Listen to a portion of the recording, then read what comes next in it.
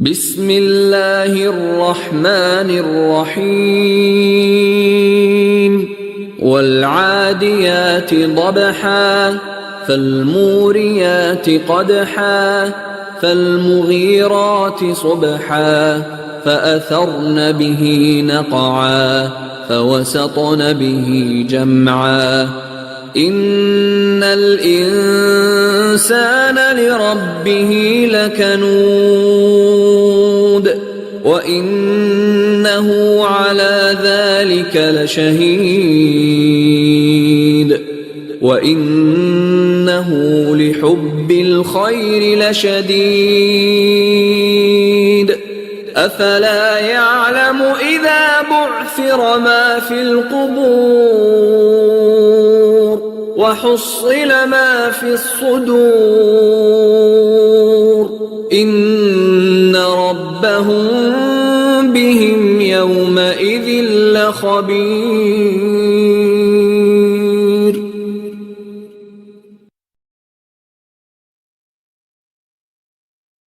What's up, y'all? Let me see some first order of business. Excuse me. Do me a favor, put something in the chat so I can make sure that we are good to go. Johnny Williams, what's happening? Let me know if y'all can hear me loud and clear. Click that like button for me so we can get the algorithm popping. But let me get a mic check. Let me know that we good.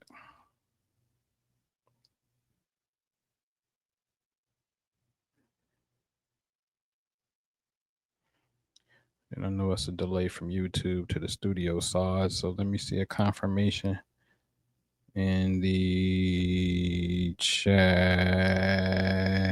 Crawfish gun.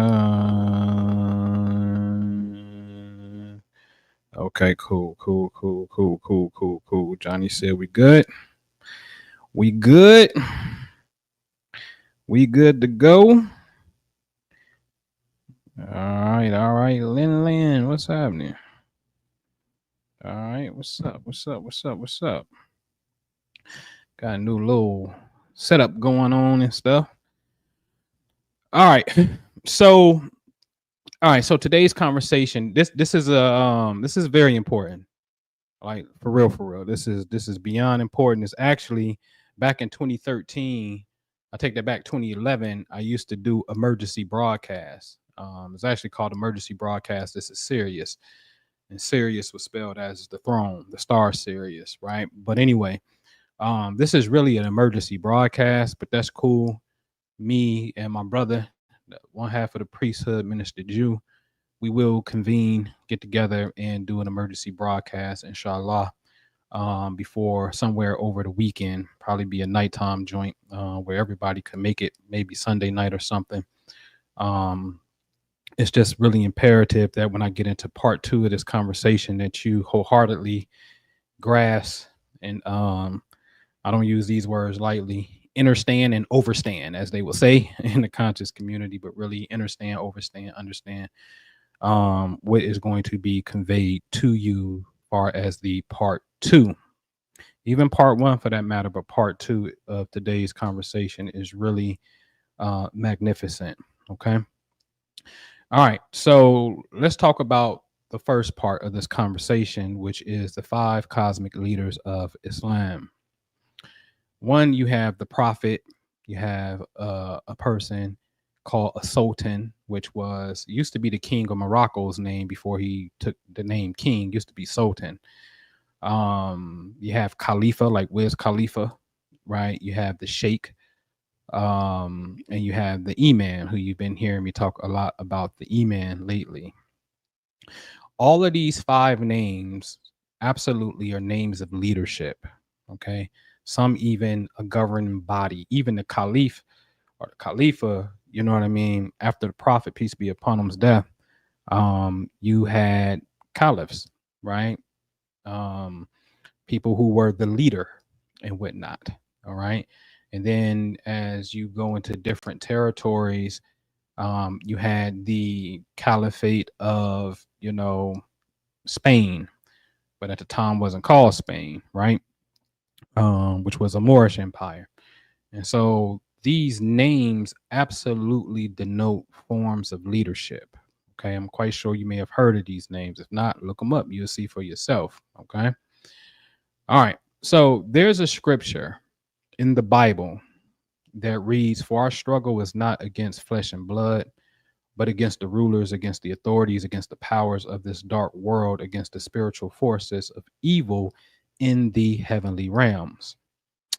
That is absolutely a gross misinterpretation. This is why it is really important for you to, when something piques your interest in a scripture, whether it be Quran, whether it be Bible, know how to look at the thing that is piquing your interest and see if there is another definition, because all of these books, Quran too, they are translations. So therefore, Yusuf Ali may say that no, this says this, and then Sahih International may say no, it says this. King James said it says this, but the New Living Testament says this. Okay. So if it piques your interest, know how to go to that word and define it. And this is why I call this scripture a gross misinterpretation. Let's go to the interlinear Bible. Let's read from right to left at the top. Because not is it to us the wrestling against blood and flesh, but against the rulers, against the authorities, against the what? The cosmic powers of darkness. This against the spiritual forces of evil in the what? Heavenly realms. So you are fighting against cosmic powers of evil. That hit different. Cosmic powers of evil. Yes, cosmic powers of evil in the heavenly realms. Realms is plural. That's interesting. Okay. Now, the Quran comes out with a verse. I got a little lag here. Let me see. All right. That says, "But nay, I swear by the retreating planets." And notice that this chapter is actually called the Overthrowing, chapter 81 at the top, as you will see. "But nay, I swear by the retreating planets." Whoa. What are you swearing by retreating planets for? What's up with this? The Bible, which the Quran says this is the same God, says there are evil cosmic powers. Now, in the Quran, you're saying, "I swear by the retreating planets," right? So let's get into this, because that word retreating planet actually pops up in the very last chapter called Mankind, chapter 114, Surah 114 in the Quran. And it says, "Say I seek refuge with the Lord of mankind, the King of mankind, the God of mankind, from the evil whisper," or the whispering elusive prompter, "who returns again and again, who whispers in the hearts of people, whether it be from the jinn or humans." So that word that says return again and again is the same word that we're going to see that means retreating planets, which is Kanasi. You see it. Okay. So now let's get into one of these characters known as the Khalifa. Like, where's Khalifa? Let's get into the Khalifa. Okay. Now, when we see the word retreating planets in the black rectangle, okay, it pops up one other time, just like I said, in Surah 114, verse 4, word 4. It means the one who withdraws. In the word here, as you see in green at the top, is ka nun sin, kanas. Okay. Again, this word retreating planet only pops up twice in the Quran.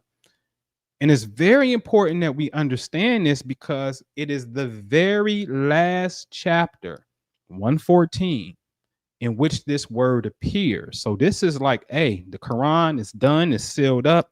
Here it is. This is for humanity. Okay.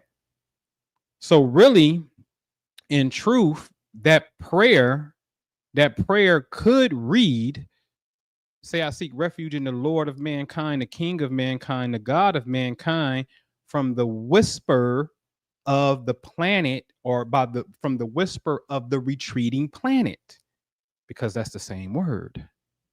Okay. So really, and you're supposed to say this. So when the Quran says say, this is like a prayer, right? So this is a very, very, very important part of the prayer. Like you're supposed to say this. You ain't supposed to read it. You're supposed to say this, because this prayer is putting you on notice and putting the evil whispers of the retreating planets on notice. So when you say this, the sound, which is a sound wave, is combating an electromagnetic wave, yes, that is trying to penetrate you. This is the importance of the prayer. Okay. So this is a very, very, very, very important prayer. All right. The evil whispers. That's why I be on the Sunnis behind, because they don't know what the evil whisper is. They're just gonna tell you, oh, it's Shaitan, it's devil. Nah, the Quran says it's the retreating planet, fool. Okay. All right. Now, let's look at the word Kanas, the retreating planet. The retreating planet equals 710. Yes. The Ka 600, the Noon 50, the Sin 60. Okay. When we look at the word for Khalifa, is root word Khalif. Yes. KHL Fa FA equals 710. So the Caliph, which is the leader, right? His numerical value of his name equals the numerical value of the retreating planets. So what is a Caliph supposed to know? Well, the Caliph or the Khalifa is supposed to know the science of the retreating planets, especially if it can whisper. Whisper means a silent communication. The sun whispers to you every day. It's called sunlight, penetrates your skin. Okay? So I say they can't touch the cosmic Quran. Now, moving on to the next one, Sheikh. You heard somebody say, what's up, Sheikh? Sheikh simply means an old man, an elder. And it's only mentioned 4 times in the Quran. And 4 represents, without a shadow of a doubt, the 4 elements. Okay? Fire, air, earth, water. Why is that important? Because each element in which the Quran says that a year, according to Allah, is 12. Or 12 months. And 4 of them are sacred. Do not transgress this. Do not wrong yourself in this, unless you will be in error of the religion. Religion is deen. Deen is law. That's why I say the religion of Islam is not. That's a misnomer. Religion is deen. Islam is peace. Religion of Islam don't even make sense. It's really called the law of peace. That's what Islam is, the law of peace. Okay. But these 4 elements in which these 12 fall under, right? 12 months, aka these 12 zodiac signs, all fall under one of these elements. And these elements translate to mean a different psychological expression of the human being. So the fire signs are energetic, can't sit still, fiery in nature, anger, right? Especially Aries, right? Anger, no patience, right? It's not their thing. Air signs complement that. Very airy communication, ideas, writing, speaking. Air and fire go. Your water is more intuitive, spiritually attuned, dreams, psychic revelation, music, things of that nature. And earth is about practicality, stability, one thing at a time. Don't go too fast like air and fire. It's about building physical edifices, right? So all of these 4 elements represents an expression of the human psychology. Okay. 4 are sacred. Very interesting. Very interesting. Very interesting. Because if these are the start of the seasons, then Aries starts the spring, fire. Cancer starts the summer, water. Libra starts the fall, air. Capricorn starts the winter, earth. Okay. current Islam is following the pagan calendar, in which the Quran says you're not supposed to do that. In fact, you were supposed to fight the pagans. What are you doing following their calendar? Okay, so it's totally off. All right, but anyway, the Sheikh, who is the elder, the old man, he is the one that's supposed to have a knowledge of these 4 different expressions within the human psychology. That's the Sheikh. Okay, real easy for him. Now let's get to Imam. Okay, as I pointed out before, if you're new to this, everybody click that like button. If you're new to this, the Imam you will see comes up in chapter 32, verse 24, and we made from among them leaders, means Imam, guiding by our commands, and that they were patient when they were certain of our signs. Now, the word certain in red is going to come back very soon. So let's bookmark certain, okay? But the Imam has a 3-fold qualification. He must be guided by the command, then he must be patient, and then he must be certain of the signs, okay? So now let's get a little bit into this. When we're dealing with the Imam, I like to point out that Imam, was it in the last slide? No, it's not there yet. Imam in chapter 65, verse 12, one of my favorite verses, because I just think it's so freaking important and ironic, that this chapter is called divorce, and Allah comes through and he's like, hey, it is Allah who created the 7 heavens and of the earth, the like of them, meaning the 7 planets.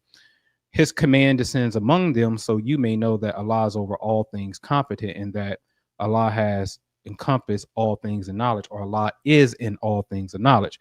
So every time I get to this verse, I'm just reiterating, like, hey, don't y'all find it kind of funny that this is a divorce, and the last thing that you give us in verse 12, coincidence, 12 zodiac signs, you tell us that your commands come from the planets. That's in the Quran. Okay. So for Imam to be guided by the commands, then we got to figure out, okay, where do commands even come from? Well, according to this verse, commands descend from the 7 heavens and the planets. But you have to be guided by this. This ain't just learning this. You have to be guided by this. Oh, and I'm going to show you in part 2 what being guided by this looks like. Okay. All right. Now let's get to Imam. Imam shows up how many times in green? 12 times in the Quran.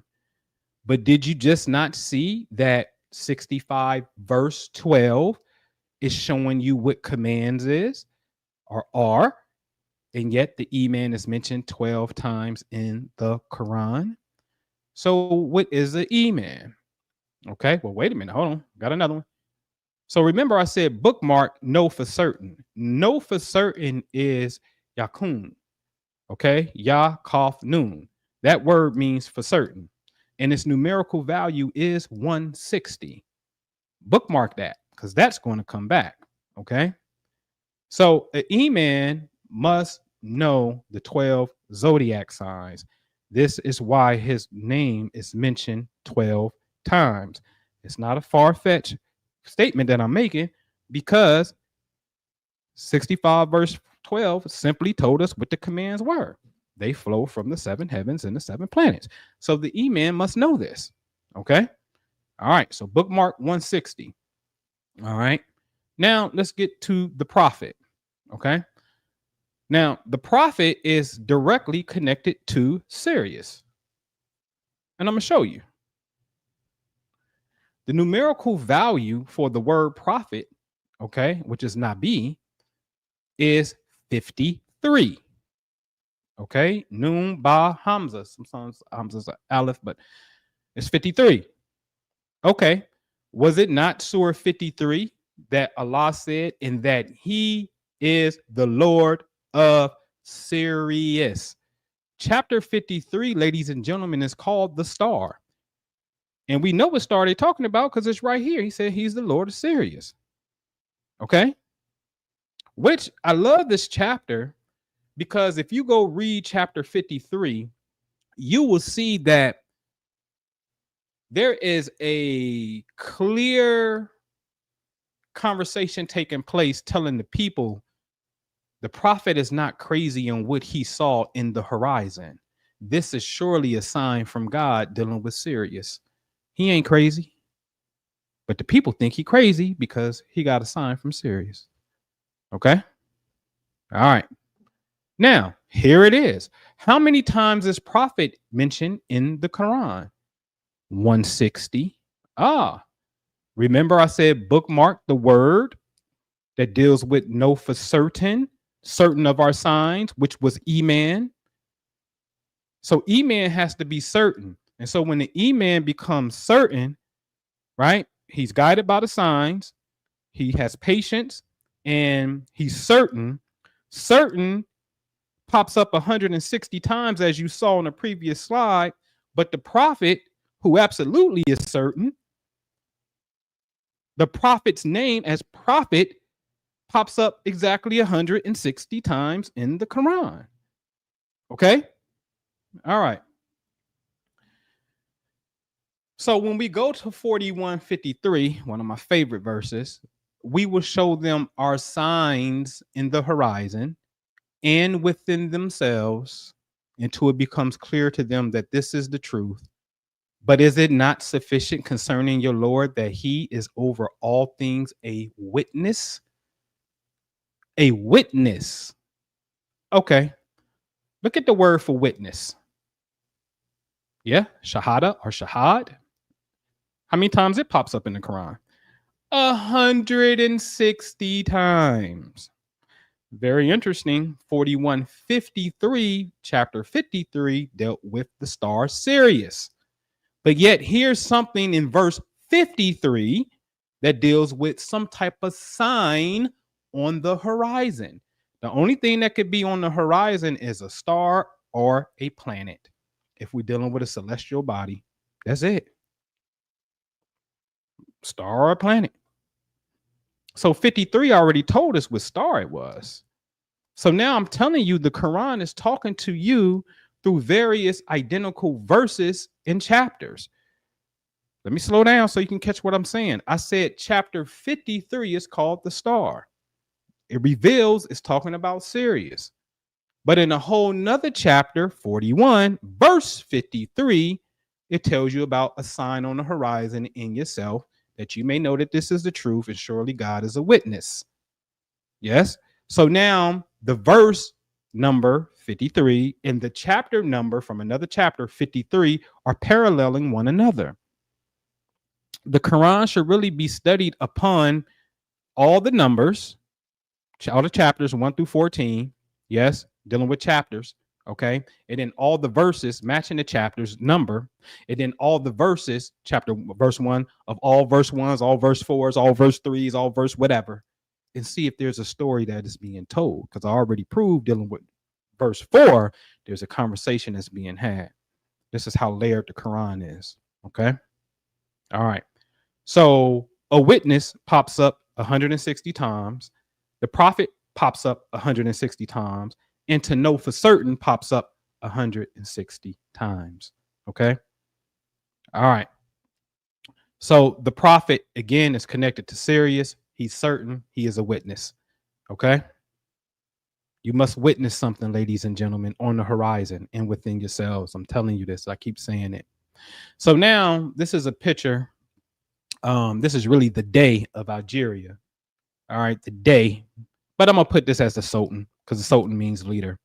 And just for a fun fact, historically speaking, this is Captain Bainbridge, I believe is his name, paying tribute to an African Muslim, aka this is called the Barbary Wars in the early 1800s, when the United States was going against the North African Muslims, because the North African Muslims was making you pay ransom to come into the Mediterranean, right? And this is where Stephen Decatur is greater. Decatur is named after Stephen Decatur, and Stephen Decatur actually fought against the African Muslims. Okay. All right. I'm not saying that's a bad thing. I'm just saying history. All right. So let's get into Sultan. O company of jinn and mankind, if you are able to pass beyond the regions of the heavens and the earth, then pass. You will not pass except by authority from Allah. Whoa. So you mean to tell me God can give you permission to pass through the regions of space? Yeah, that's what it says. It said you can try it, but it also said, yeah, none can try unless I give you permission to. So you can get a permission slip from God to go into the higher realms of the heavens. Okay? Oh, okay. Okay. So authority, none can pass but except by authority. Authority is the Sultan. Sultan means authority. Okay. So when you see the word S sin lam ta, Sultan means power, means authority. You see it yourself. It says Sultan. Yes. Okay. Okay. So what's up with the Sultan? Well, Sultan sin lam ta has a numerical value of 99. And 99 is important because, as I showed before on the Hajj video, does not the word sun appear 33 times? Sirius appears 33 times, and the word Hajj appears 33 times, making up the 99 names of Allah. Sultan deals with authority. Because I'm telling you, if the sun, Sirius, and Hajj are all mentioned 33 times, then there is a certain alignment in which we are to have Hajj in. But no. I'm gonna be petty. I don't care. I'm gonna be petty. You're following a Sheikh calendar that has you out of rhythm. Salute to Sheikh Sufi. Sheikh Sufi said, Arab Islam and African Islam, especially West Africa, they're not the same. They're not the same Islam. And I'm telling you, and can prove and have proven, and the only thing you have to do is look it up yourself. The Prophet, peace be upon him, his farewell sermon, his last speech, he said, beware, the disbelievers are trying to change the calendar. That's what he said. Then go look and see when the calendar changed. 6-7 years after his death, Umar changes the calendar. Then go look into Umar. Did a whole video on this. Go look into it. He was an enemy to the Prophet, wanted to kill him. Alhamdulillah, he had a change of heart. He became a Muslim. Who am I to say he's a bad person? I can't say that. But then the record keep on showing that, whoa, hold on. The Prophet was on his deathbed. He requests a pen and paper. Umar said, no, we just need the Quran. Don't give him no pen and paper. He went against the Prophet's wishes. Who are you to go against the Prophet's wishes? This is a fact. This is documented. This is in Hadith as well. Right? This is documented. Okay.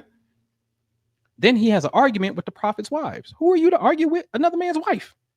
You ain't supposed to do that. You're supposed to, hey, bro, I have a conversation with you. Your wife tripping on me, man. I just want to let you know. You ain't supposed to argue with the man's wife, let alone a prophet's wife.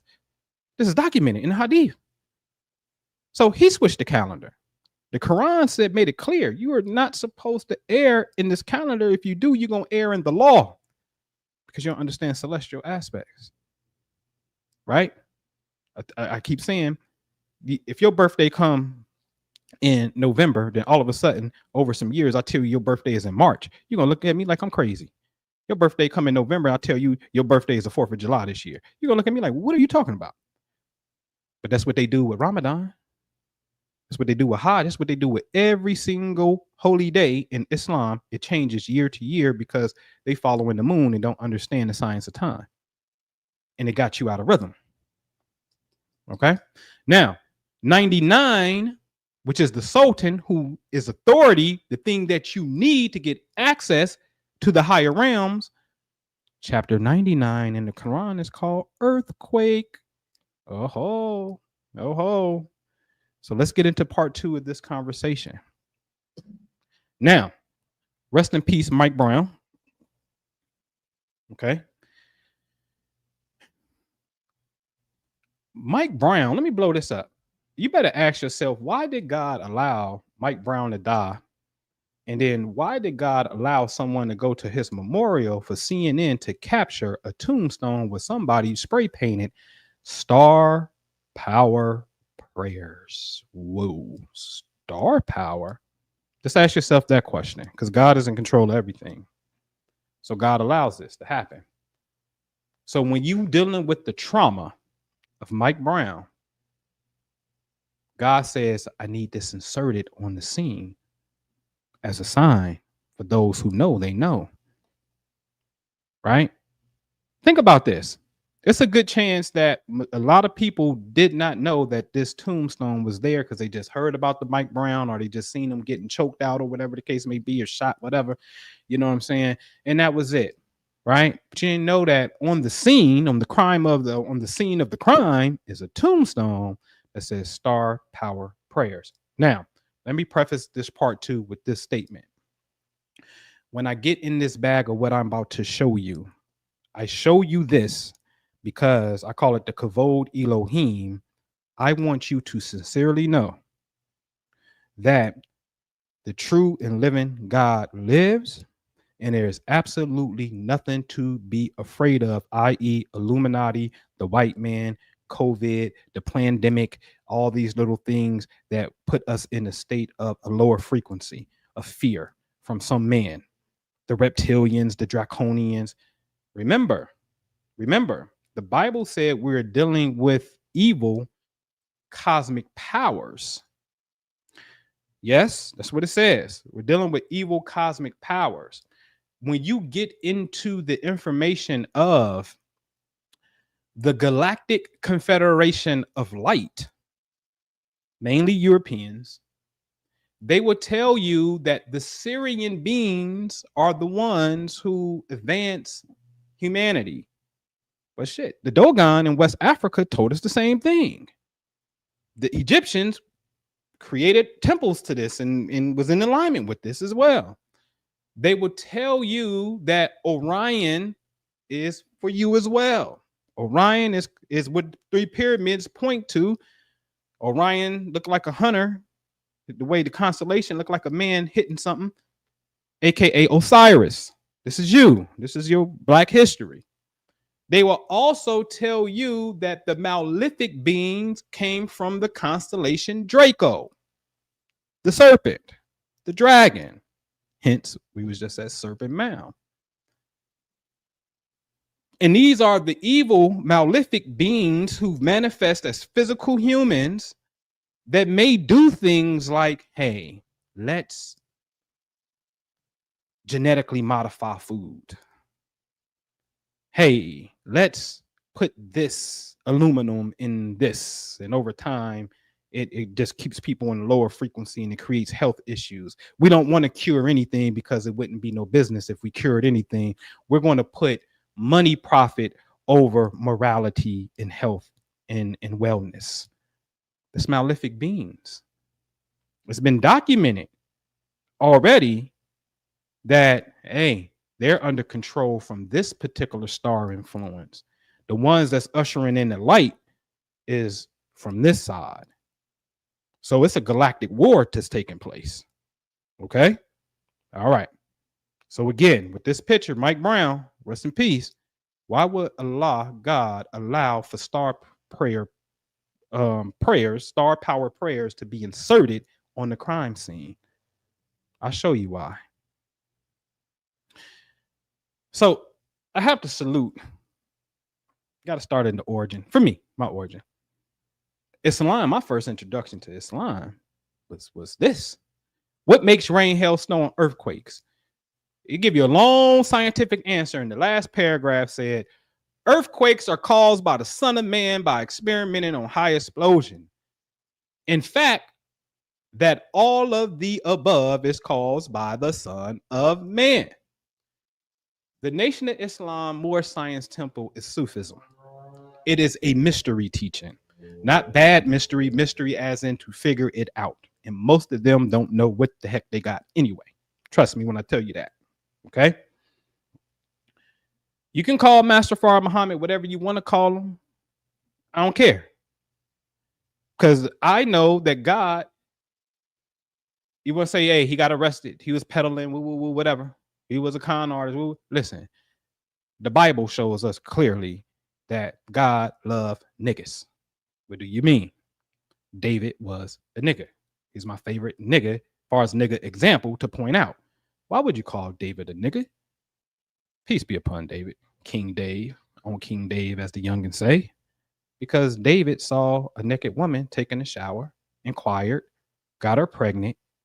She was married. Her husband was in his army. Then he tried to get him drunk, got him drunk, and wanted him to go home so he would think that the baby was his. The dude didn't get that drunk to go home. So then David said to his commanding officer, put him in the front of the army in the next battle. And when the enemy come, I want y'all to retreat from him. And that man died. David set that man up because he slept with his wife and got her pregnant. Was David punished? Absolutely, he was punished. Who was it? I believe it was Nathan that came and said, yo, Dave, what you did was bogus, bro. That baby, God killing that baby. David tried to fast and try to fast it out. You know what I mean? Okay, I'm sorry, God, I'm fast and I'm gonna do better. That wasn't enough. That baby was born and baby died. God is merciful because the next baby became who? Solomon or Suleiman, the one who can control the jinn. Suleiman was a mug. That's my man right there, right? So let's go to Judah. Man, Judah was trying to buy some box. Judah was soliciting buying twat from Tamar on the side of the road. Tamar was dressed like a prostitute, and she was tricking him to get back at him because he had promised her something. This is in the Bible. So she out on the Ave. She on the Ave on the stroll, selling kitty cat. Judah like, shit, man, I'm horny. Yo, mom, yo, what's up, babe? Yo, come with me, roll with me tonight. Pay for it. And then she cleverly took something to his signet, his staff or something. She took something to his. And then when she got arrested, she was like, listen, I'm in trouble. Tell that to the man who this belonged to. They went and gave that to Judah. Judah was like, oh shit, that's my shit, man. I slept with her. Hey, she good money. Let her go. Wallahi, that's in the Bible. Want to talk about the whore Rahab sent to go spy for the angels so the wrath of God can come through? What you talking about? God messed with the hoes and niggas. Okay? So be very clear about that. All right? So call this man Master Fard Muhammad what you want to call him. But this is what I do know. He came with a science that most understand not. Okay? All right, let's move on. All right. Yeah, that's what they call it, the pandemic. I hear people say that. Instead of pandemic, the pandemic, they planned it. And I'm not knocking that they didn't. All I'm saying is we don't got to be afraid of nothing. And I'm going to show you why in a few. So 72 verse 9, this is very interesting to me. And we used to sit there. This is the jinn talking. And we used to sit there in positions for hearing. But whoever listens now will find a burning flame lying in wait for him. Now, 72, that chapter in the Quran is called the jinn. The jinn is an entity. Okay, it's an entity. It's really also a frequency of thought as well. I'll prove that in another discourse. Okay. So the jinn is saying, yo, we used to sit there up in the heavens and we used to eavesdrop on the commands coming from God. But now all of a sudden we getting met by some type of fiery thing. I'm going to show you what this fiery thing is. So let's look into this. As you can see, 72 verse 9 says a flaming fire. Yes. Shin ha ba. Well, let's go look up Shin ha ba. What is that? A shooting star. Okay. So when they used to eavesdrop on the commands of God that we saw in chapter 65, verse 12, the commands of God flows through the 7 planets and the seven heavens. We saw that. The jinn is saying we used to eavesdrop, but yet we getting met by resistance from shooting stars. Another verse in the Quran says missiles. Wait a minute. So stars and planets are missiles? Star power prayer. Boy, y'all know what you got when you got this Quran. So now I want to point your attention to a video that I did back on February the 28th called The Real Khalifa in Islam. You see it. It's streamed February 28th. February 28th, the first video was divine intervention to show you something. And then I came back later that day and did part 2 just to, you know, finish it off because it was interrupted by divine intervention. So at this point right now, what I am going to do is I am going to share a tab so we can look into this video that was divinely, I don't want to say interrupted, but divinely stopped because it's telling you a story from God. I'm just going to say it because that's the truth.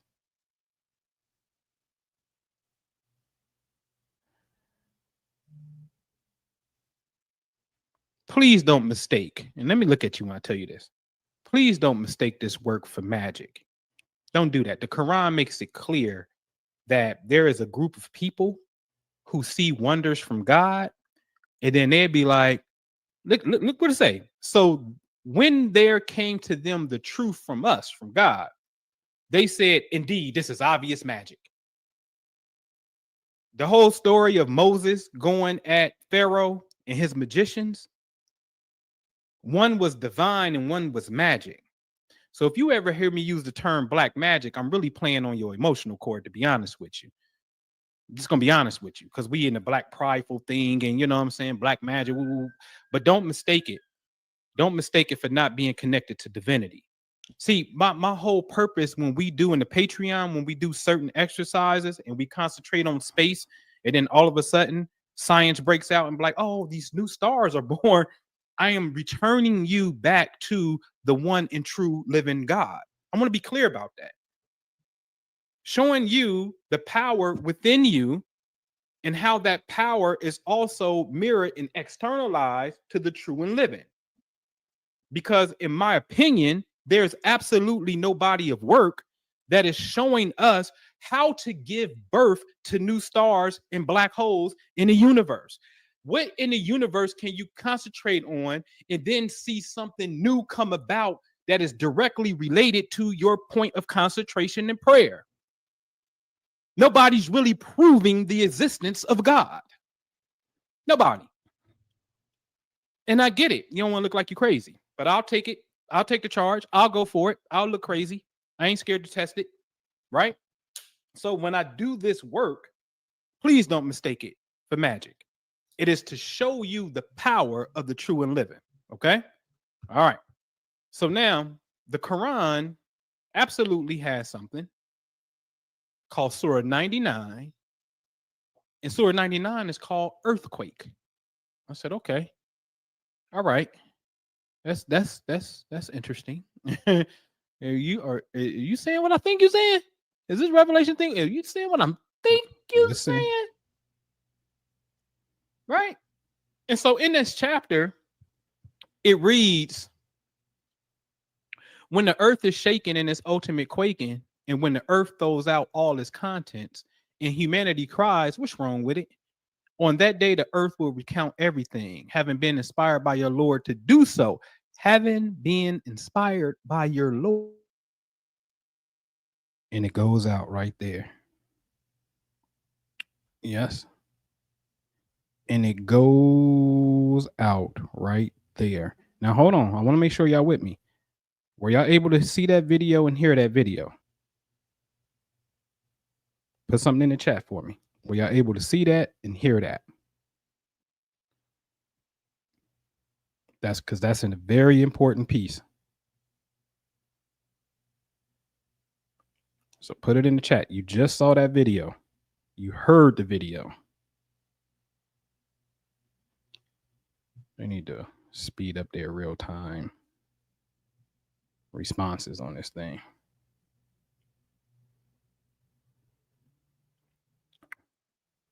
Yay? Nay? I need somebody to put something in the chat. Did y'all hear that video? Did you see the video? You good? Thank you. Okay? Thank you. All right. Now, being inspired by your Lord to do so, and then you heard it glitch out. And it's probably about, I don't know, 8 minutes left of the video before StreamYard recognized, oh, he's no longer here. We got to end this video. Okay, it glitched out. Okay, now what I'm gonna do is I'm going to point your attention to part 2 because I came back on February the 28th. Okay, and I want you to get the gist of the conversation on February the 28th. Okay, so let me share my tab, this one here, boop, and we can, I think we can start out right here. It's just known as, again, Sin City. So I know that Vegas sits 36 degrees north latitude. But when I saw that, I said, you got to be kidding me, because in the Holy Quran, chapter 36 literally is called Yasin or Yasin. Yeah, like it's called Yasin. You know what I'm saying? And it's like, what? You know what I mean? And so I said, okay, what are you getting at here? All right. So this is what I know from history is the 36-degree north latitude, which Vegas sits on. At the time that this was created in 1820, Vegas wasn't in existence. The West Coast was under, Spanish, was Mexico. And so, but the Northwest, or not the Northwest orders, but the Missouri Compromise said, hey, there are no slaves going to be allowed above this line. And so that's why I say somebody drew a line across the country. Forget drawing a line in the sand, they drew it across the country. So I'm looking at this, and this, again, this was all about slaves becoming free, right? So as I'm looking at this, I'm saying, okay, well, what's going on? What is it that you want us to cue in on? Because see, the thing is this, ladies and gentlemen, we got to know how to counter evil. I wish I had the slide, but that verse in the Bible that deals with, we battle against evil and wickedness in high places. That literally translates to evil cosmic powers, is what it says. Cosmic powers. Okay. And so now we can see an evil frequency, the mob, Sin City, pattern themselves by name off of a star. Then historically speaking, we can see where this line, this latitude line, was declared for Black people's benefit of freedom. So it's a battle between righteousness and evil within cosmic powers. Okay. So that translates to, well, the only thing we have to do is go to the 36th parallel and just put in some work, and or you can build your city to neutralize that energy that's on that particular plane. Okay. So we about to get real busy. We're bringing out this old stuff. All right. Okay. So we look at this, we say, well, what is it? And I said, okay. You look at this and you can just see it, right? So this is what I know about Memphis, which sits 35 degrees north. Okay, just one parallel short, but sits 35 degrees north. Memphis has the Bass Pro building, which is a big pyramid. Okay, and it sits on the Mississippi River. Memphis, Tennessee is named after Memphis, Egypt. The god of Memphis was Ptah. The gentleman that you see here, the blue head, looked like he got on what I call the kufi, the Muslim hat, and he got his Muslim beard going. But Ptah, okay.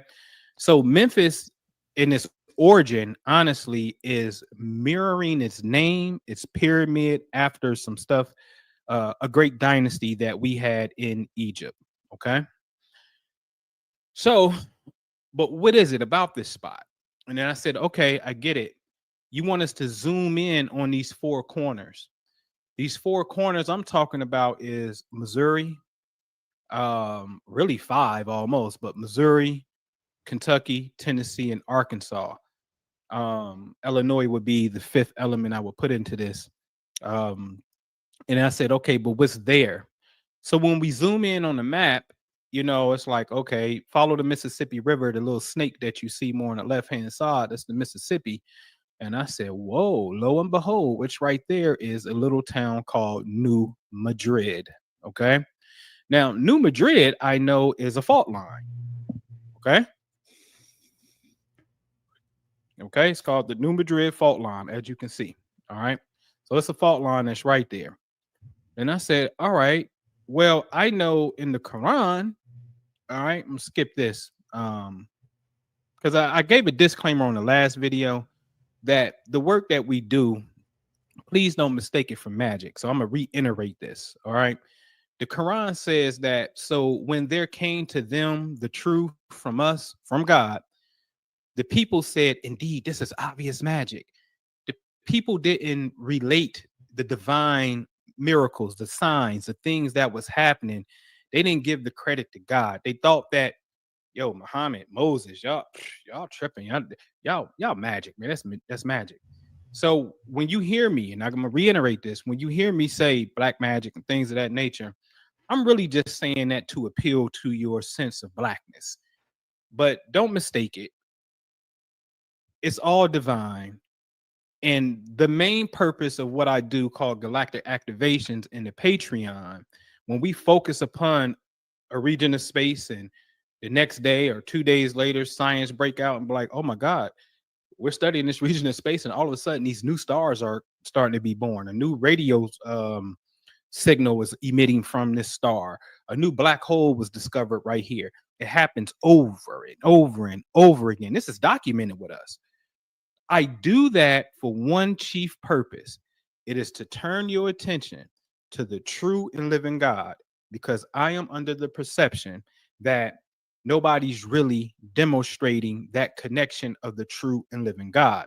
The church is not doing it. Islam is not doing it. Like, it's not being done. Well, we can literally in real time say, God, show us a sign. Man, we're going to focus right here and just concentrate that all of a sudden new stars are born. Every single time. This is documented. So the chief purpose is, one, to connect you back to the true and living God in real time, and just don't read about stories. Two, to show you the power within yourself when you choose to align yourself back to the true and living. That's the purpose. So please don't mistake the work as, here we go again, just a galactic activation. What? You're giving birth to new stars. Literally, right? Like, and if there is a God, why is he allowing this and answering our call every time we do this call?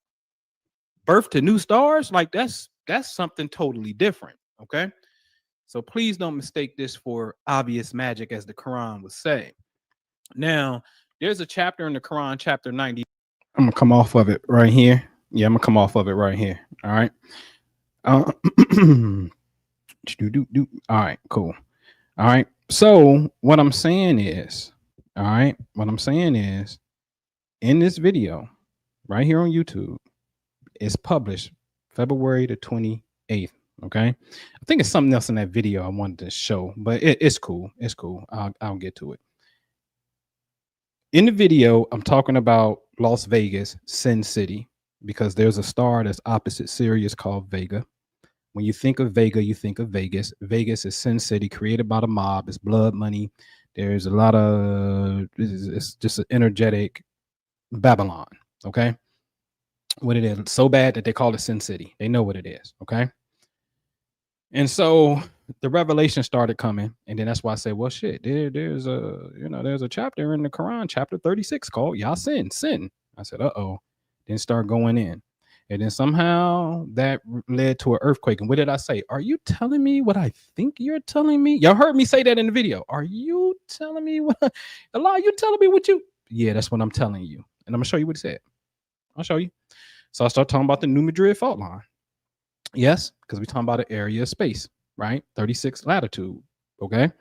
Okay, cool. So in this video, you see it. The Khalifa in Islam part 2. At the 1812 mark. Let's take our time. Let's go ahead and take our time.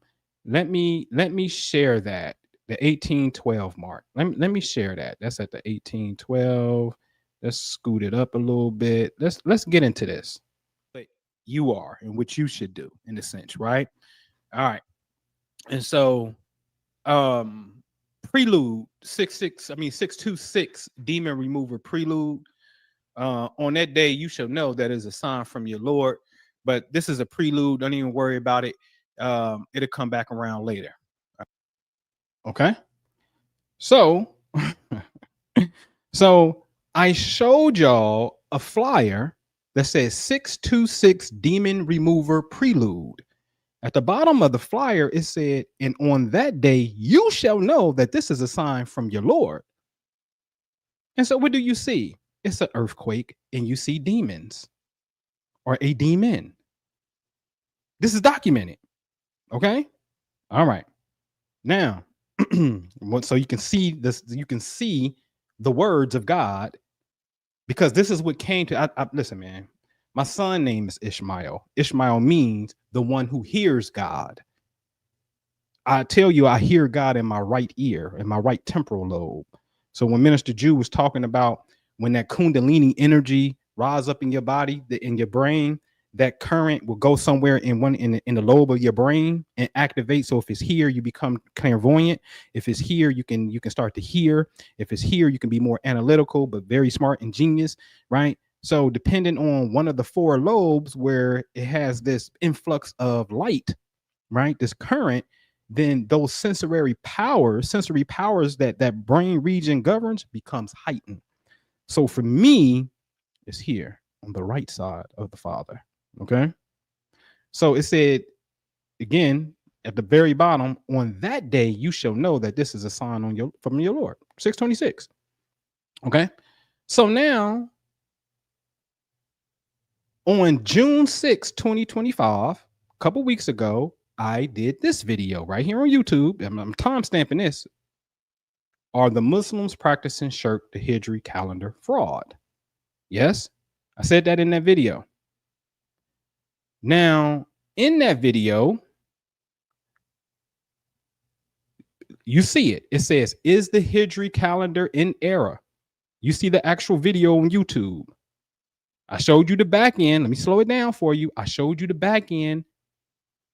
I published this or streamed this video on June the 6th. You can go to that video, and on that video, you will see that flyer. But this time, what did I do? Look under the man.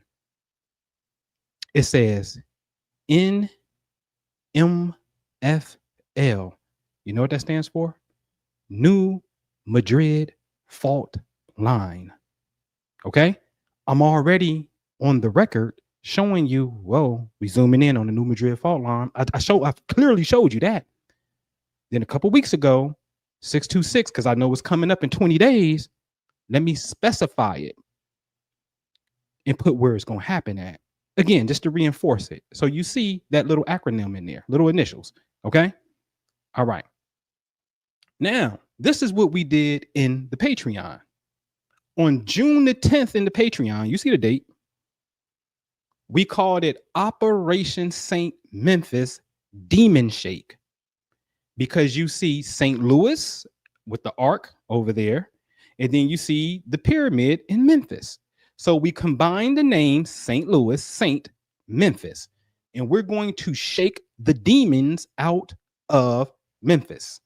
Yes, this is documented. So these were instructions on June the 10th, because on 6/11, we're going to do this. So on 6/10, I posted in the Patreon. All right, Voltron, it's time to mount up in a few. At 11 p.m. your time, the moon will be on the eastern sky. Spiritual warriors only for this one. As both Memphis and St. Louis are on what they call demon time, that's what these little niggas be saying, far as the murder rate and crime, we will visualize shaking the demons out of these two cities. How you see this happening is 100% your creative right, but be sure to cleanse your aura and charge up before you enter to this act. In other words, use your prayers of protection. Do the visual outside facing the moon for as long as you feel good. As soon as your energy wanes, you are complete. Attached is a screenshot of St. Louis, which sits directly on top of Memphis. Historically, especially Memphis, these are both Egypt in the West. Spiritually, it's time to cleanse what is ours. This is a chain reaction. That means Eastern time is up first, then an hour later Central time hits, then an hour later Mountain time hits, and an hour later Pacific time hits. So for 3 hours, we own they ass. So be on point. Salute below in the comments to confirm. And then I posted a picture, right? And that picture that I posted was this, so you can have an idea. St. Louis at the top, Memphis is at the bottom, because they're pretty much on the same vertical parallel. Yes. Okay. You with me? All right. So now on June 13th, I dropped the link and saw on the news, St. Louis State Police has now taken over St. Louis City Police. Okay. And then what did I say? Wait for 626 roundabout to come. Inshallah, the heavenly messenger of God. I'm telling you it's coming. I said, wait for it. Wait for 626 to come. Now, it's been in the works that St. Louis is off the chain with crime. That the murder capital per capita, like per 100,000 people, they don't have more bodies than Chicago and Philly physically, but per 100,000, if you average, it's very dangerous. Okay. So St. Louis been on this trajectory of, we're going to get rid of the city police, but not get rid of them, but we about to take over. The state police said that enough is enough. Y'all out of control. Okay. Well, we want to push justice. We want to push it spiritually to manifest in the physical. See, you ain't even got to do nothing but pray. For real, if you really believe, you ain't got to do nothing. You ain't got to go to 36 parallel. You ain't got to do nothing. But know how to tune in to the God you say you believe in. So this story drops, yes? And I clearly said, wait for 626 roundabout to come, inshallah. Heavenly messenger of God. We're going to prove it. So then look what posted 2 days ago.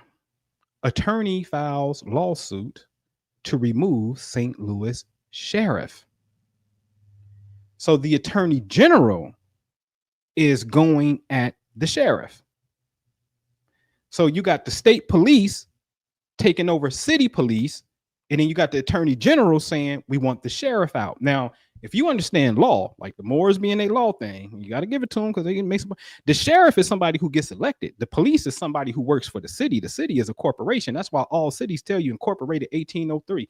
You look at this sign right here and it say corporation limit. You're entering the corporation's limit of where the city handles its business. But the jail is ran by the county sheriff, by the political person who runs for office, who gets selected by the people. So the sheriff, aka the sharif, in Islam, the sharif is the real person of power here when it comes to local popo.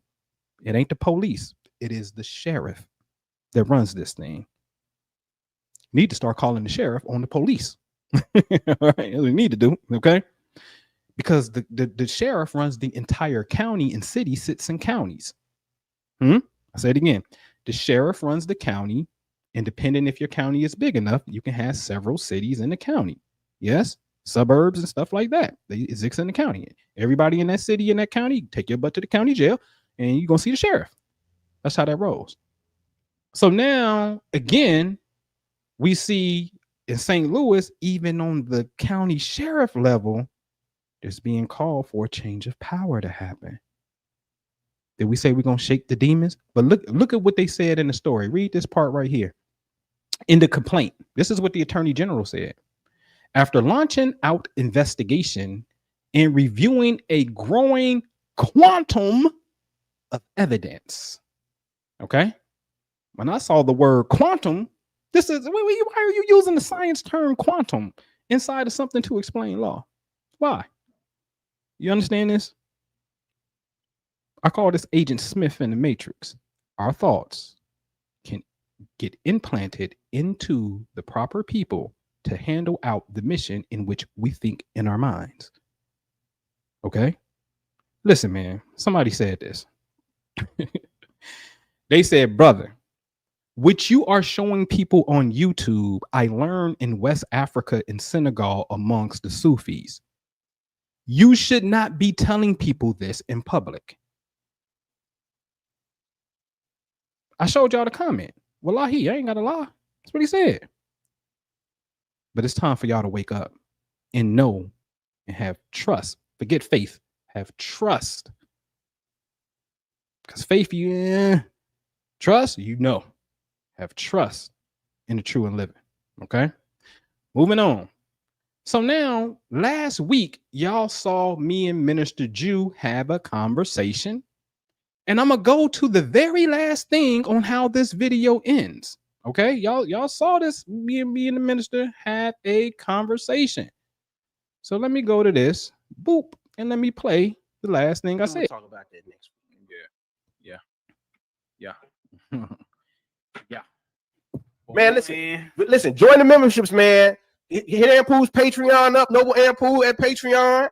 Join the membership, man. Join the Imagination Guru membership, man. Visit the website, theimaginationguru.com. Click on the membership tab. Join the memberships today, ASAP.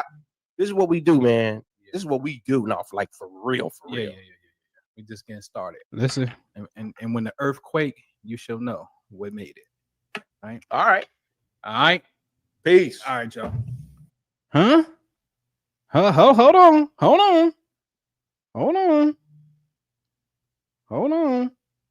Did y'all hear it? Let me confirm before I move on. Did y'all hear and see the video and how it ended? And I said, and when the earthquake, you shall know what made it. Did y'all hear it? Didn't the Quran say bear witness? The witness, you should witness this. Can somebody bear witness that you heard the video? Come on, put it in the chat. Put it in the chat. Make sure you got it. Okay, perfect. Okay, now what happened on 6/26? See, they use universal time, which is over there in England. On 6/26, we had an earthquake. Let me blow it up. Yes, Grandin, Missouri. They said 6/27, 2:41 in the morning, universal time. Well, ladies and gentlemen, we're behind them. So in Central Time, it is 8:41 p.m. and it is still 6/26 and not 6/27. Where's the location at, ladies and gentlemen? On the 36-degree line of latitude. Did I not tell you Vegas was the 36-degree latitude? Did I not tell you? Did I not show you in the Patreon where we lined it up on the left-hand side, showing you Memphis and St. Louis, and look on the right-hand side in that red square, the star of the earthquake between what? St. Louis and Memphis. That's the God I serve. That's the God that I'm reporting back to happily. Happily. I told you 6/26. Wait for it. Yes. So let's go in some more. So let me show you something. Yeah. I said, wait for it. Yeah. I said, heavenly messenger. Yeah. I said that. Yes. Heavenly, the root word for heavenly is 106, Sami. That's seen, meme, wa. Type it in yourself. Research, fact check me. Go ahead. You're going to see that word means heaven. Messenger is Rasul. Its root is RSL. Rasul equals 290. And Allah, I've been told y'all, equals 66. So 106 plus 290 plus 66 is 462. So if I want to say the Samawati Rasulullah, the heavenly messenger of God, yes, that's what that means. The heavenly messenger of God that y'all saw me post in the Patreon. And I said, but wait. I said, wait for 626. And I signed off heavenly messenger of God. So you got to be crazy. So I believe for real, for real. See, I know for certain. I don't even believe. I know for certain. Okay. Signed off heavenly messenger of God. Astaghfirullah, brother. There ain't no Muhammad's the last messenger. No, he ain't. He's the last prophet. The Quran said he's the last prophet. Somebody had the nerve to tell me that Muhammad is the last messenger. The Quran said he's the seal of the prophets. Then the Quran says every nation will receive a messenger speaking their own language. So how is he the last messenger if every nation is going to receive a messenger speaking their own language? Make that contradiction make sense, fool. No.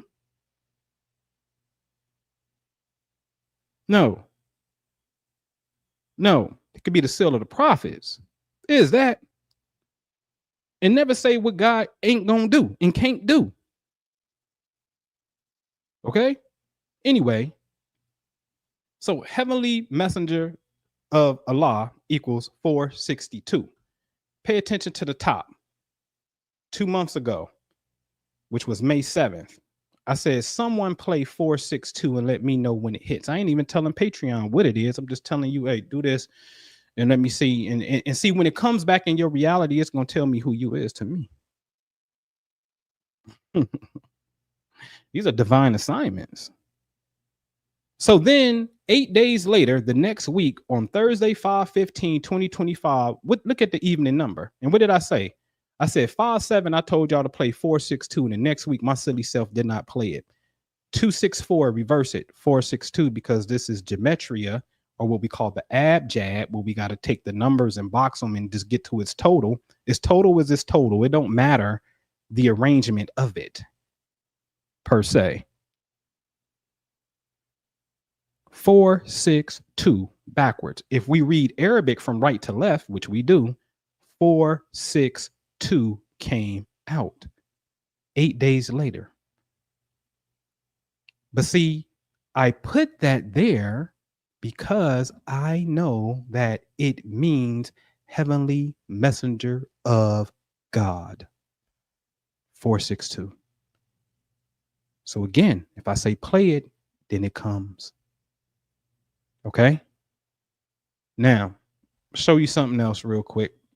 It's my little favorite little booklet to date right here, the Four Believers. I'm gonna show you this last part in the Quran, which is, it's a misnomer. Look in the middle where it said, what can make you know what the Most High is? A book written. This is chapter 83, verses 19 and 20. And when he says a book written, written literally means numbers. This is why it's important to do this work. So it shouldn't say a book written. It should say a book numbered, or a numerical book. A book of numbers hasn't written. You think it's words. And that's not what the word means. Well, it can mean written, but it deals with numbers though. It deals with numbers. And that's in 83:19. So this implies we have to know how letters, words, chapters, and verses weave a story based on numbers. The Quran is a coded instruction from the Most High that only those whom Allah chooses can understand it. The earth is imprisoned with a certain consciousness in which the Quran shows us how to break. Inshallah, may you and I be guided to know for certain. Because see, when you know for certain, then you start lining up with the prophet. Because the prophet, again, name mentioned 160. The word for certain mentioned 160. So when you know for certain, you start lining yourself up with that divine consciousness. You understand? And not just be a regular believer. They think they believers and they really hypocrites. I'm gonna be honest about it. All right. What chapter was that? Because I'm gonna show you what Rashid Khalifa was. His that was 83:19 and 20. I'm gonna show you his translation of that in 83:19 20, right?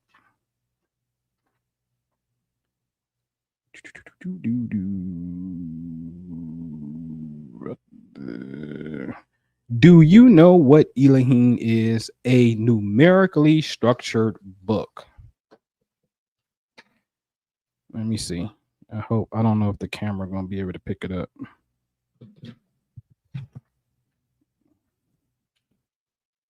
Let me get in focus a little bit.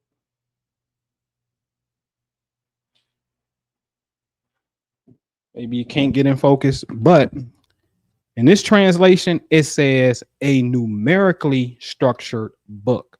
And that's why I said, wait a minute, let me go verify if he's right. Then go look up the word, and the word literally did mean number. And I said, oh boy, this is different. Everybody else telling you written, but it's numbered. It's numbered.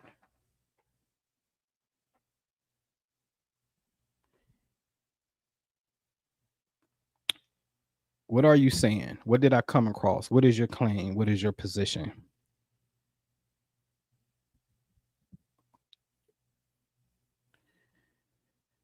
See, I battle with if my response is going to be arrogant and tell you to go back and listen and see if you grasp it. Or if you just got here and you kind of go back and grasp it. And I'm not saying that to be facetious. You know what I'm saying? It's all time stamped and rolled out. See, this information, beloved, is for those who that aha moment comes on. If you didn't get it, respectfully, it just may not be meant for you to get it. You know what I'm saying? See, versus me telling you, and I ain't saying this to be funny. Sometimes it's called self-realization. The switch, the eureka, the aha moment has to go off when you discover it. So when you go back and listen and say, well, shit, let me fact check it. Boom, boom, boom, boom. Oh, snap. They do say this. Boom. Oh, I see it for myself. I realize it for myself. See, when somebody tells somebody something, it don't be taken the same way. Because it's like, oh, yeah, he just said that. Ooh, no. Nah. Now, there's some people who can hear it and know it, and then it just click for them because they already there. You see what I'm saying? I'm not here to try to convince you of anything. The work is what it is. So you can go back and do the math, as they say. All right. All right. So Anonymous said, was Christian for 29 years until Allah woke up my eyes. Listen, man, I heard my man Sheikh Sufi say this. If Christianity works for you, keep it. If Buddhism works for you, keep it. If not, hey, try Islam. To me, Islam is the universal one, minus, it's a practice that they don't have, but, it's the one that keep you in peace, because it literally means peace. It keeps you in peace within society. So if you're going to operate in the Western world where it's work and school and children and all kind of things going on in the dunya, in the world, Islam is the one that gives you peace while you in the world. There's some other practices in the East, your Buddhism and your Taoism and certain tantras and whatnot. That's 100% highly elevated. Highly elevated. But those are Eastern practices and very hard to incorporate to a degree in your physical Western world. So Islam is the one that accepts Bible. It's the one that accepts Torah. It is the one that accepts the stargazers. Hence the chapter in the Quran that says the Jews, the Christians, and the Sabians were stargazers, are people of the book. So it's the book that say, y'all, no, I got all y'all. I'm rolling with y'all. We good. You see what I'm saying?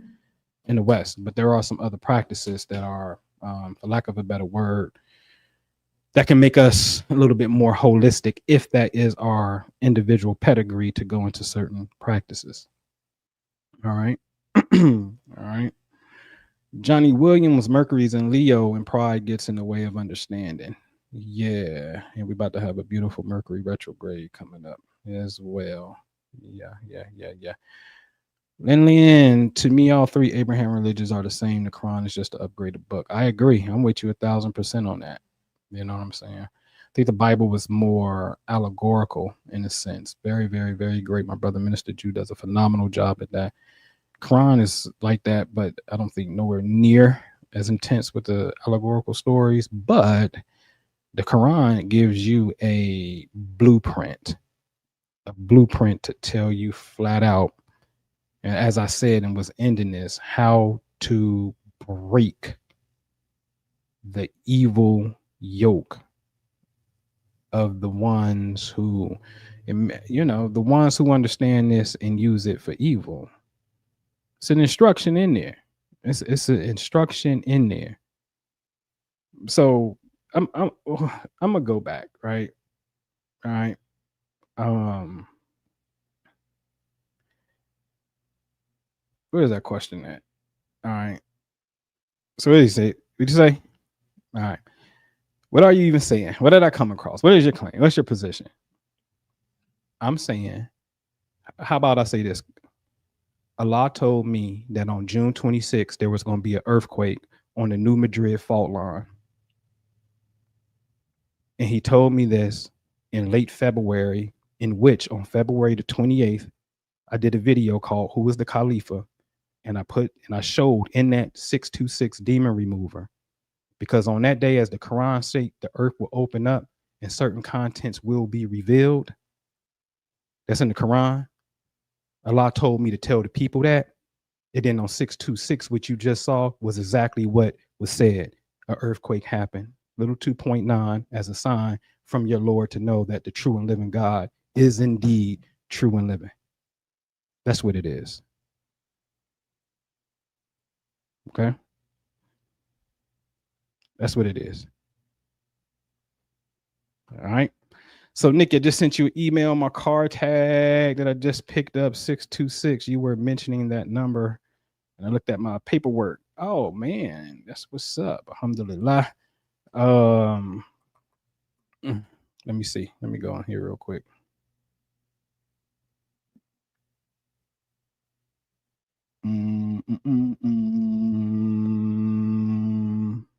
Where you send it to? You sent it to, you must have sent it. Where you send it to? You sent it to Patreon or my Gmail?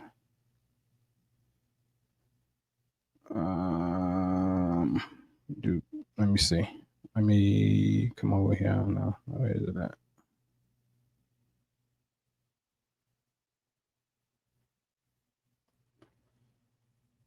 Oh, you texted it to me. Let me see. Boom.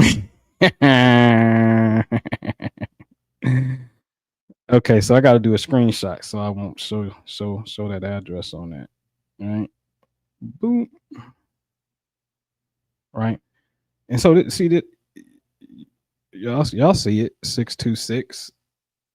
They showing no detail, right? 626, right? Right. And again, see, this is the thing, right? So Nikki been with us over a decade in these teachings. You know what I'm saying? Blessed us by, like spent her birthday with us on going to the mounds. You know what I'm saying? Like your birthday, that's, some people like, I'm going out tonight. You know what I mean? Y'all tripping. Go have me a drink. You know what I mean? So, so again, the signs are going to manifest themselves in, what they call the Abjad, which is, the family. Those, the spiritual family that's, been in it for years or have the sincerity of heart. There's no wavering, you know what I mean? Sincerity of heart. There's a connection that gets established, and then boop, it gets dropped off to you. Like, hey, go tell home, go tell Anpu, go tell Jew, boom, here you go. Oh, he said this, here go the number, boom, boom, there you go. It's for you. So that you may know that this is the truth. And listen, man, I ain't here to glorify me. I'm telling you, so what's the purpose of this work? The purpose, man, listen, you think I don't feel like, man, after this one, it brought me to tears, man. Y'all understand that? I was crying. Man, do you understand that? Man, y'all, I don't think y'all really understand. The Prophet Muhammad, peace be upon him, right? I can show you on 2 instances where he was a little at odds with the instruction that was given to him. O Prophet, why do you wrestle with that which I had made lawful for you? Whoa. Then he got chastised. Yo, I know it was in your heart. You worried about what they gonna say, and you should be fearing me. It's another thing. That's in the Quran. You worrying about what they got to say, and you should be fearing me. So I know what's going on inside of you. So little old me is like, yo, did you say what I think you said? I'm reading the Quran. I'm looking at stars. And then wait a minute, hold on. this chapter actually equals exactly where this place is at, called Sin City. Now, if this is supposed to be a book that deals with the final revelation of God, is it applicable to our experience right now? Hold on, let me go see. Uh-oh. Are you saying what you think you're saying? Yeah. I want you to put an image out and show the people that there will be an earthquake on the New Madrid fault line on June 26th. And this is going to be a precursor as a demon remover. So anytime that your people was in doubt, know that they can really call on me like these stories say they can, and it will be on and popping, and just don't believe it. Just don't read the stories and think. Know for certain that it shall happen. That's what you're telling me to do? Man, dude, I'd rather be up in this stuff a lot. I could be, I'm lying, but I'm just going to give you some comparison. I'd rather be in a strip club. It's not true. I haven't been in one in 30 years, 20 some years, right? For real, since really 20 some years. I think it's been since 03, 04. Yeah, 03, 04 era. Last time I've been in a strip club. In fact, the last time I've been in a strip club was in Memphis. For real, for real. You know what I'm saying? So, you know, I'm saying that to say that's heavy. So now I got to put the imagery out and say, boom, boom, here it is. Boom, here it is. And I got to salute Yusef on this, because this one really was for him. You know, for real, because he was a part of a certain prayer and clarity that dealt with this whole thing. And like, you understand the weight of that? Like, hold on. 626 earthquake. 626, huh? Bingo, earthquake. I can show you more to the story that blow your mind, but I'm not, but I blow your mind. That's heavy. And like I said in one of the videos, there's a reason why the Sheikh, the Imam, the pastor, all of them don't come out and say, listen, God said to the world, you better stop, because on this day, this is going to happen. And this is how you're going, because you sound crazy. You don't want to look that crazy. That's why I said, I'll do it. I'll do it. If that's what you're telling me to do, I got to wrestle with that. I don't have to wrestle with that, but my human consciousness wrestle with that, because then I got to make sure, yo, how you know you ain't ego tripping, homie? But what gain do I get out of that, though? Showing you, like, what gain do I get out of that? I don't get no gain out of that. You understand what I'm saying? So some of us are chosen. Now you could be like Jonah. Jonah was chosen. He tried to run. Did a video on that. That's his whole story. Jonah is the aspect of consciousness that said, I'm gonna be your messenger. He gets the message, and this dude like, nah, I'm out, Joe.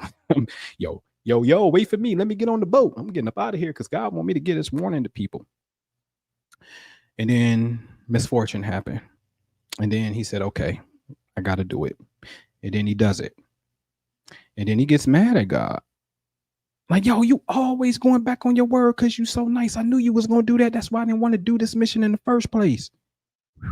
Ooh, that's a heavy state of consciousness right there. And he's like, Jonah, you got so much to learn. You got so much to learn. But look into that state of consciousness. So you can be Jonah and try to duck it. And I say this.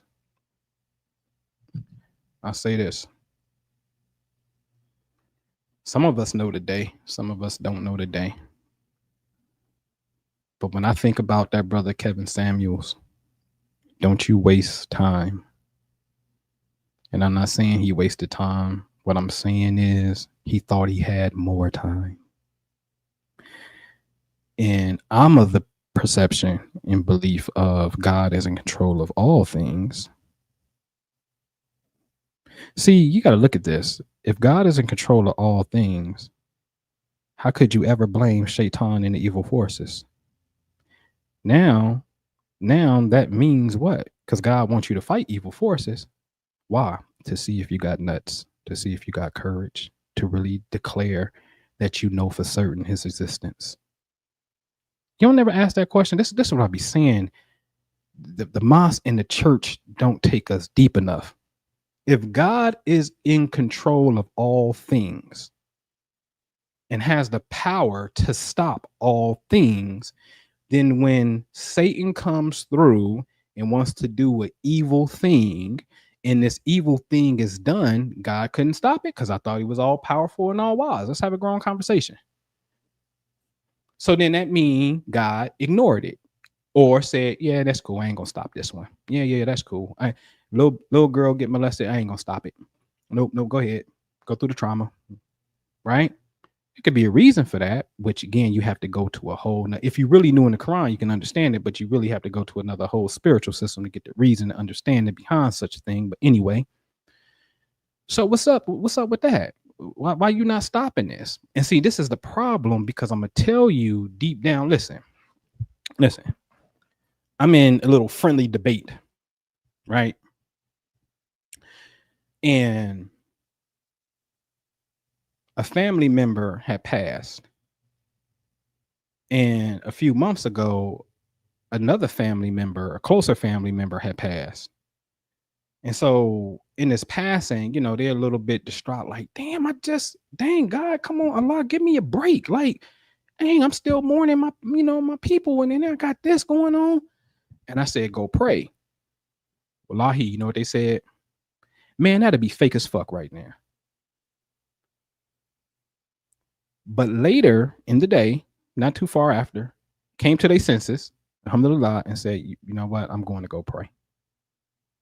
But that initial response, man, that would be fake as fuck right now, is a reflection of how we truly believe. Okay? So what's happening, and I'm not saying this is the case with this individual. I always get the case with my mother and my son dying. I keep telling y'all this. This is very important to understand. She called me, says, hey, your son is dead, but she's crying. And I say, do you believe in God? She calling me, telling me my son did. And my first question to her is, do you believe in God? I don't know, is what my mom said. Okay? See? On a regular day, my mom ain't gonna say that. Mom, you believe in God? Yeah, I believe in God, boy. Went to a Catholic school. What are you talking about believing God? Hey, boy, of course I believe in God, right? Okay. Wait till the right situation comes and see if you believe. It comes out. So what happens is we become unconscious, meaning unaware. We become unconscious atheists. But we profess that we believe, and the Quran be nailing that ass. People who say they believe, but they don't. So it comes out. So when you have real life questions, as we should, damn, God, you did that. Why you let that happen? I never forget when Nipsey Hussle was murdered, rest in peace. The rapper YG was like, man, I don't understand this, man. He's bogus, you know. God let the dumb niggas live, and you know, the good take the good. I don't understand it. He was having the dissonance right there, as he should. Didn't understand it. I said, yeah, he's having an awakening point. So then if there is a God, and surely there is, then what's the purpose of not intervening then? And when you can, it must be a lesson inside of that somewhere. Part of that lesson, I'm not going to get to the individual soul lesson. Part of that lesson is for you to declare, and you get to a certain state where you believe and know for certain. So when Allah is coming at the prophet and saying, yo, I know what's in your heart, nigga. Sitting up here questioning this. The Quran is full of references of, oh, no. We hear what you're not even saying. We know what's up. We know what the true inner state of your thinking is. Right? So you got to get to a place to know for certain. And this is why I wrote this piece right here. I'm serious, man. This piece right here, the 4 states of believers, I believe I did it here on YouTube. Man, memorize these. Like, you know what I'm saying? Like, hold on. Believer mean 160. Or believer is mentioned, or not believer, to know for certain is mentioned 160 times. But so is the name prophet mentioned 160 times. So is the word witness 160 times. Okay, so all of these are intricately connected. So in order for me to be a prophet, or to know what the state of prophethood is, not you be a prophet, but for you to know what the state of prophethood is, you have to know for certain. That's how they're interconnected just in this school of Quran. A believer definition means to feel safe. That's phase one. Nobody ain't gonna say they don't believe. But then when somebody transition and I ask you, tell you to go pray, or do you believe in God? In the moment of that, you're gonna give me the truth and say, I don't know, or that'd be fake as fuck. But on the surface, you say you believe. So why are you saying you believe? Because you feel the need to be safe. You grew up in that. Your parents did it. Society does it. Society doesn't promote atheists. Alhamdulillah that they don't. This is a society that's supposed to believe in God, right? But deep down, you don't even know that you don't believe. So a believer just simply means the need to feel safe. That's phase one. That's phase one. Then you move up to the Imam, right? Which I showed you. So these are different states that you go through. Okay.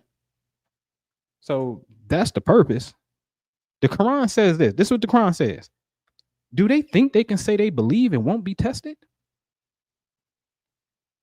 Y'all want to listen? Where is that at? What verse is that? Let me see. Show the verse. What verse is that in the Quran?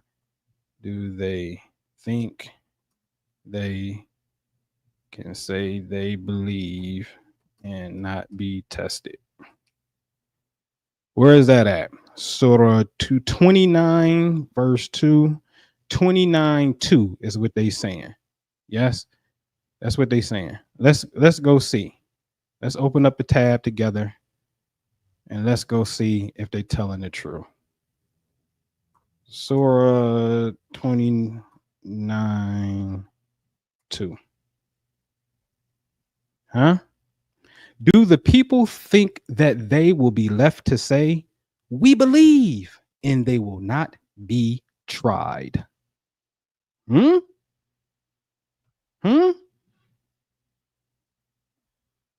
you think you can say you believe and you won't be tested? So then when tested with adversity, you say, man, this is fake as fuck. I don't know. You failed the test. What my partner, Minister Juice, said last week, one of his favorite scriptures is something along the line of, do you not know that Christ is in you? So something along, and I don't know that scripture. I'm a Quran dude, but don't you know that Christ is not in you unless you fail to meet the test? So test yourselves. You're supposed to test yourself in this. Yourself in Arabic means soul. You are supposed to see the Almighty within every single step of the way. I keep telling you, the perfect example of this is Job. What they call him in Arabic? Ayab. Job. Job is getting, man, listen, man, that story don't baffle y'all from the Bible standpoint. That's why I'd be like, man, how you got to go. I'll be telling the Muslim, y'all got to go to the Bible too, man. The Quran is continuing telling you a biblical story, but it's not telling you in the Quran, you don't get the story of the beginning of the chapter of Job when, now from my knowledge at least, God is like, yo, Job, what up? Yo, devil, where you been at?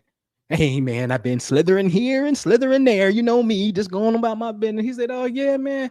Hey, man, I tell you what, man, I need you to do me a favor, though. I need you to test Job. I need you to hit him, but do everything you want to do with him, but don't kill him, though. Ladies and gentlemen, that's called a crime, and it's called conspiracy. Yeah, I know you can't handle it, but you want to have grown-up conversation. It's in the Bible. It's there. God had a conversation with the devil to test Job in the Bible. He didn't say, there go that nigga devil. I've been waiting for you. You've been hiding. You can't hide from God anyway, because you're supposed to be all wise and all knowing. But anyway, I got you now. I got you. I'm going to get rid of you. And then the earth is going to be a garden. Instead, he made a deal with him. God gave Job the idea. Job went, he gave the devil the idea about Job. The devil wasn't thinking about messing with Job. Go back to the Bible. God orchestrated that because we're taught Allah is the ordainer of all affairs. So stop blaming Shaitan for stuff. See, the moment that you blame Shaitan for misfortune or whatever in your life and don't give the credit to Allah, you are a polytheistic fool. You are practicing shirk. You are out of pocket with the faith, but think you believe. You cannot give credit to Shaitan for nothing because everything happens by the permission of Allah. Make it make sense to me. In one breath, you tell me Allah gives permission for every single thing, and then the next thing you say, oh, Shaitan did it. Huh? So they cleverly put that in the story, in the Bible, in the book of Job, and said, listen, I need you to go him up. But don't kill him. Devil said, game on. I'm going to see if he going to turn against you. Game on. Man, that's the most beautiful story. Game on. I'm going to see if he turned against you. Tear his cattle up, put boils on the skin, doing everything. And then his wife was like, Job, please do not blame God for this, okay? Please, baby, don't blame God. And you know what Job said? Just like a nigga. He said, biatch. No, he didn't. He's like, you sound foolish. For the good comes from God and the evil comes from God. I ain't no fool. I ain't playing. I ain't getting caught up in this duality of Satan. That comes from God. And my favorite line out of all of that, if you can take anything away from that, will be this. And for all that Job said, he said nothing wrong. Wait a minute. So when Job said evil comes from God, he said nothing wrong. But if I go to the pastor, I go to the Imam, I go to the believers, I go to the congregation, and I say, does God create evil? No, the devil do that. Now, God may allow it to happen or something, but if God don't do that, you're lying. You missed it. You missed it. So you become, go back to the Muslim, you become an idol worshiper when you give credit to Satan. Because you don't understand the duality of creation. Allah is the giver of life. And then there's another attribute that says he's the destroyer. Destroyer is not good. It can be, but it don't feel good. Anything that's being destroyed, it don't feel good. You don't understand the science of duality. Okay. So you in the pocket of space now where the information is here to enlighten you and get you over the religious hurdle. Because in truth, you can be thinking that you believe and you can be totally out of pocket and don't even know it. And I just don't, at the core, when I have these debates and things, at the core, man, if that be the case, and I'd be like, yo, show me why I'm wrong. You know what I'm saying? I can take it. If it's wrong, it's wrong. We get back to this calendar in Islam. I'm like, yo, this shit is mind blowing to me. Because see, I'm a big person that deals with time. While us, right? The Quran says in chapter 103, while us inna in lasana lafikus illa ladina amanu wa amalu salahati wa tawassaw bihaqqi wa tawassaw bisabr. By time, surely man is in loss, except those who believe and do righteous deeds, right? And counsel each other to patience, right? Or counsel each other to truth and patience. Now, truth, haq, means to investigate. I'm gonna show you. See, just because something we say, oh, that's true, man, that's the truth. What makes it true? Truth is something that you have to arrive at by investigation. Yes. So when we type in the Arabic dictionary and we go here and type in the root word for haq, truth, haq should be H. Yes. QQ. Yes. What do it say right here? To study, to examine, to investigate. Yes, you are supposed to make an official inquiry. That is what we're supposed to do. So when the Quran says, and we made the heavens in truth, You just can't say, well, yeah, God made it because he the truth, because it's there. Yeah, the sun is right there. It's the truth. No, you have to arrive at the truth, you have to make an investigative inquiry. Yes. So one of the things is chapter 91 in the Quran. Chapter 91 is Shams, which is the sun. But in January, known as the perihelion, January 3rd, 4th on average, the Earth is closest to the sun at 91 million miles away. 91, chapter 91. So let's make an inquiry into the sun, know its astronomical facts, understand that, whoa, wait a minute, it's laid out right here in Quran. Like, whoa, hold on, what you working with here? You have to validate that. I just can't say the sun is the truth because it's in the Quran. No, I'm going to show you an astronomical fact. That thing had to get measured. Man. So the Quran says by time, mankind is in loss. And I'm sorry, but not sorry, but shoot. We go to the prophet's farewell speech and he says, hey, somebody, the disbelievers is tampering with the calendar. And I'm like, whoa, hold on. The Quran made it clear. It said, yo, you err in the law when you do this. And I'm like, no, you can't do this. That's a gross violation. I know, if anything, space is my thing. Like, hence I say, hey, the heavenly messenger, listen, no. This thing is circumscribed as a 360-degree circle. I told you Asr, which means time, chapter 103 in the Quran, the root word Asr literally equals 360. I've proven that. Okay. And so now it's like, hold on. Okay, this calendar came after the prophet's death. Whoa. The calendar came after the prophet's death, and he said in his last speech, his very last speech, beware the disbelievers are tampering with the calendar. All right. I did this show on here. Go back and look into it. The Hijri calendar. Please look into it. And we start going through it. Umar, disrespect to Umar. I'm just saying what it is. History says you changed the calendar. History says you were an enemy to Islam and had a plot to kill the prophet, peace be upon him. That's what history says. If you had a change of heart, again, I say alhamdulillah, you had a change of heart. Who am I to say you can't have a change of heart? You have a change of heart. You had a change of heart. Prophet go on his deathbed. Hey, give me a pen and paper. He adamantly says, no, we only need the Quran. Don't get it. The prophet a pen and paper. His wives are upset about him. Get him a pen and paper. He didn't want a pen and paper. And he start arguing with the wives. And then Muhammad, peace be upon him, is like so disgruntled. Man, everybody get out. And then said they, talking about the why, they are better than you are. And they state, get out. Everybody get out. This isn't hadith. Get out. And then the story says, well, hold on.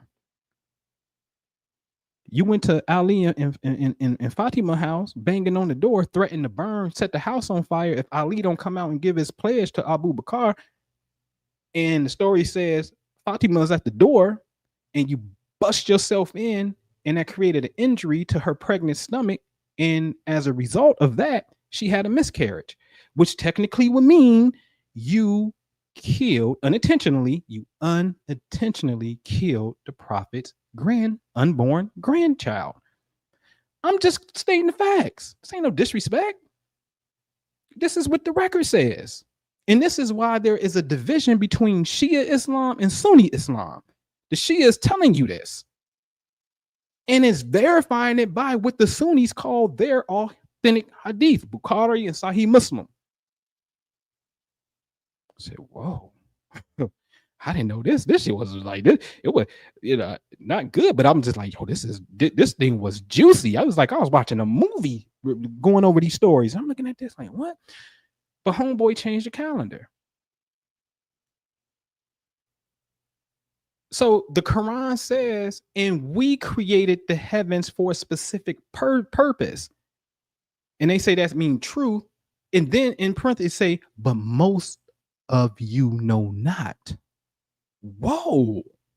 So now the heavens have a specific purpose, but most of us don't know what that purpose is. But you definitely specified that you are the Lord of Sirius. But then Sirius, the 3 letters for Sirius are the exact same 3 letters that make up the word throne. Yes, approving this. So now you have to understand, okay, well, shit, time is only 360 degrees. Draw a circle. And then if you want to, draw the 12 months on that circle. You need to. And then put everything in its respective position. And now let's deal with constellations. Because if you know what a month is, January, okay, show me what a constellation is at then. Most people can't. Because as the Quran said, by time, surely you are lost. You lost. You don't know. You don't know why this star is being specified.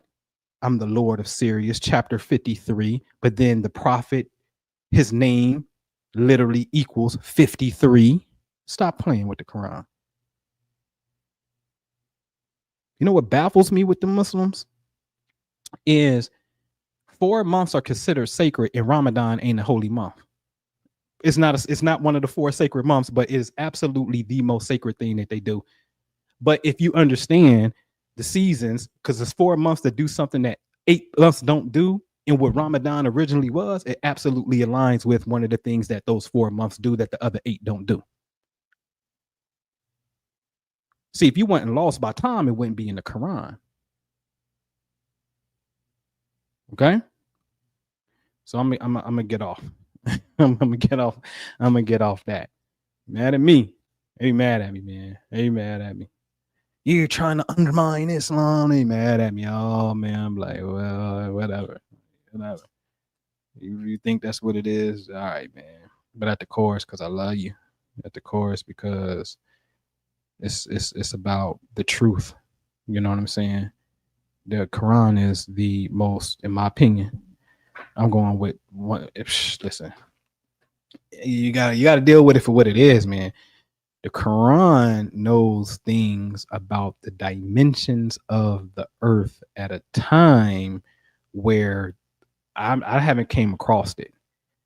The dimensions wasn't recorded, man, and it knew the future. One of the most mind-baffling things to me about the Quran, and I haven't counted this, but if it's true, they say, hey, chapter 57 is called iron. It's the middle of the Quran because it's 114 chapters. But in the middle of the earth, you have iron. And they said when the word iron pops up, that was like the 5,100th entry. I could be off on a number, but let's just hypothetically say that's the number.